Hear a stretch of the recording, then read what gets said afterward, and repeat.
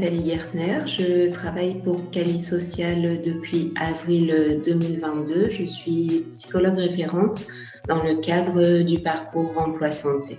J'ai accompagné Monsieur S pendant 6 mois, qui est entré en août 2022 dans cette prestation. Monsieur S a 64 ans, il a travaillé pendant 35 ans en tant que plombier. C'est un métier qu'il a apprécié d'exercer, mais malheureusement en 2015, il a dû arrêter sa carrière car son épouse est atteinte d'un cancer. Donc il prend soin d'elle jusqu'à la fin de sa vie. Il arrive donc dans une situation psychologique très fragilisée.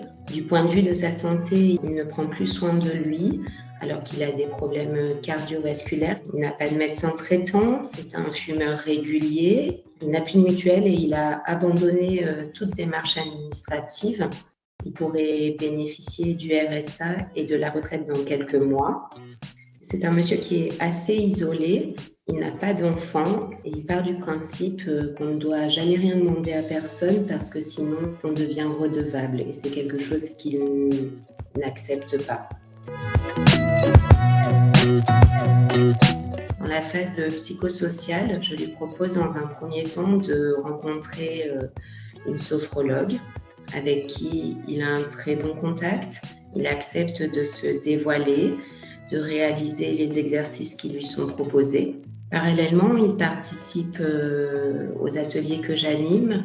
Au cours de ces ateliers, il rencontre d'autres bénéficiaires auprès desquels il se livre, mais auprès desquels il est aussi dans une position d'écoute. Ces échanges lui permettent de revoir son positionnement, à savoir étant dans le don et le contre-don.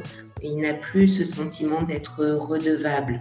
Au cours de nos entretiens mensuels, il pose des mots sur ce qu'il a vécu avec son épouse, il identifie ses émotions, il parle de la perte et du manque, il commence à accepter. Il se sent de mieux en mieux. De ce fait, on en vient aux objectifs qu'on s'était fixés en début d'accompagnement, à savoir sur le plan de la santé, retrouver un médecin traitant et réaliser son bilan cardiovasculaire. Au niveau social, engager des démarches afin de constituer son dossier de RSA et son dossier de retraite.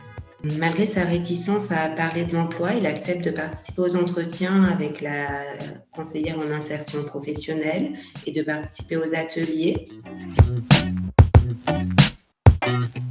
Monsieur indiquera à la fin de l'accompagnement qu'il s'autorise aujourd'hui à vivre sans son épouse. Il a retrouvé un élan vital, un contrôle sur sa vie et il a même des projets d'avenir, à savoir la rénovation de sa maison.